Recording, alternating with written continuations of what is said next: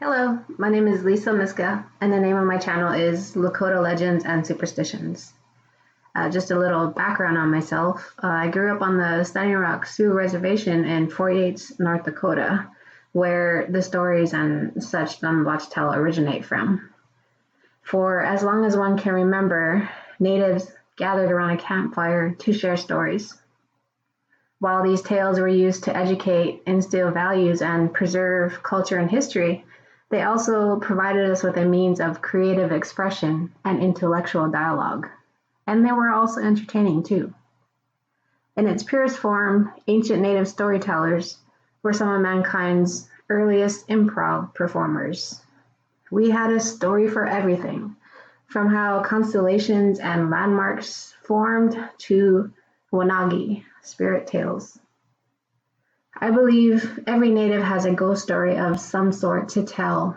I use the term ghost loosely, as we are a spiritual people with a strong belief system. Our ghost stories may involve spirits that mainstream culture refers to as ghosts, or they may also include personal accounts of encounters with Bigfoot, deer woman, or spirit beings like skinwalkers, little people, Ikdoni the trickster, or even something no one has ever heard of before. Do these things exist? I would have to say yes, although I have no proof in the Western scientific sense.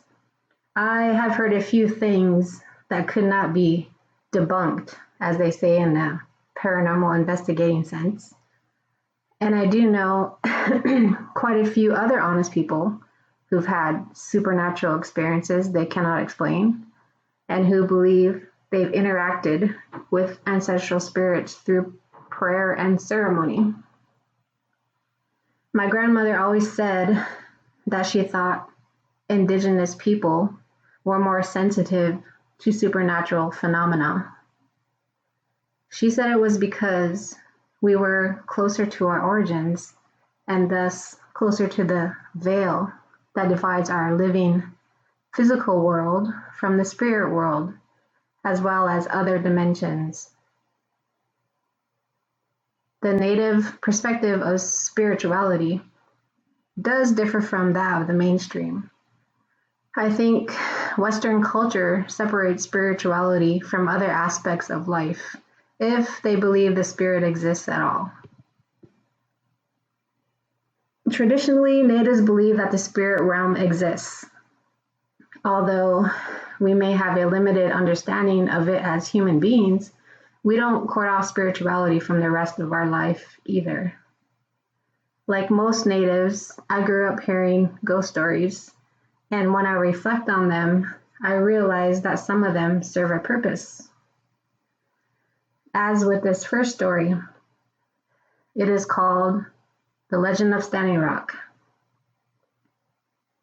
A Lakota man had married an Arikara woman, and by her he had one child. By and by he took another wife. The first wife was jealous and pouted. When time came for the village to break camp, she refused to move from her place on the teepee floor. The teepee was taken down as she sat on the ground with her baby on her back.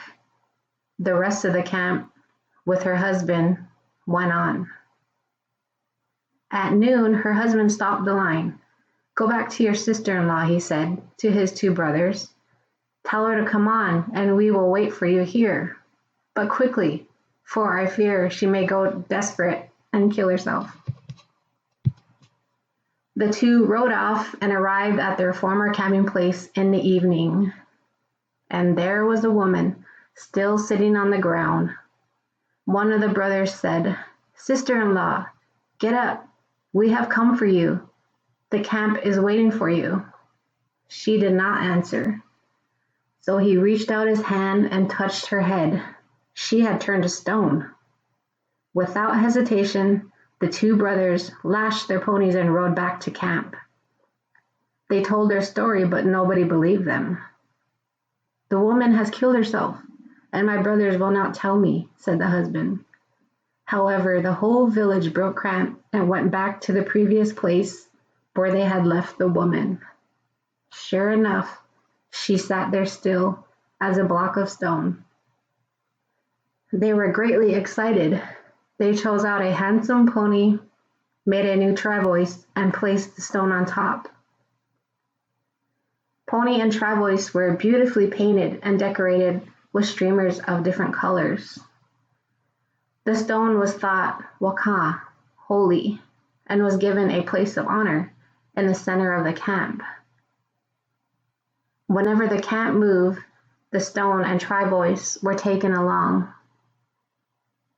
Thus, the stone woman was carried for years and was finally brought to Standing Rock Agency, and now she rests upon a brick pedestal in front of the agency office. From this stone, Standing Rock Agency derives its name. Now, when I heard this story as a child, I was terrified of turning to stone. And when I would have a meltdown or get upset, I was quickly reminded of what could happen when you misbehave. So yes, my attitude would quickly change. And as with stories, also comes superstitions.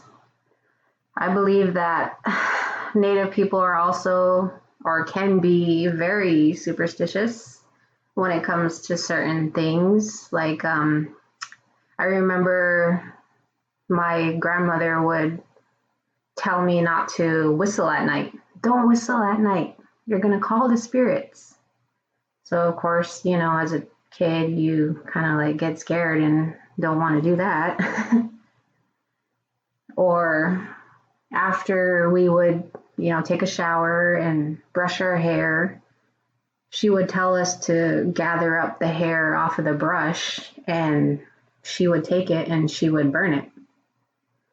Because there were people that, I guess people would call it black magic, practice black magic, and they could use your hair to use it as medicine against you.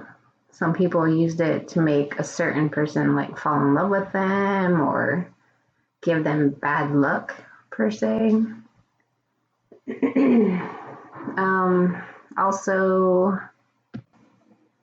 Also when it was time to go to bed, we had to close the curtains, and as a kid, sometimes you want to look out the window if you hear a car or hear somebody talking, but we were told that we shouldn't look out the window because the spirits will be looking back at you through the window.